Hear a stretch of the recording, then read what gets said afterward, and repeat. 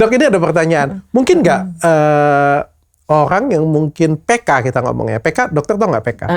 Penjahat kelamin Iya, tahu. atau kita ngomongnya orangnya straight dulu deh ya. Sering selingkuh dengan banyak cewek. Yang lurus dulu ya kita bicaranya ya. Ini orang yang hobi selingkuh dengan banyak wanita. Sudah ratusan kali berselingkuh atau bersetubuh dengan wanita yang berbeda-beda. Mungkin nggak kena penyakit apapun. Enggak. Bisa tapi nggak ada gejala. Karena nggak ada gejala ya dia nggak ituin dong. So sifilis tuh bisa 10 kemarin anak ada yang umur berapa ya 40 tiba-tiba stroke. Itu karena ternyata sifilis otak. Oh, sifilis itu bisa menyebabkan stroke. Iya kan sifilis otak. Bisa. Ini kan soal kelamin aja bisa ke otak ya dok ya? Iya. Makanya semua, maaf saya ini bukan masalah apa ya. Semua agama kan bilang dilarang berzina karena tadi itu aja.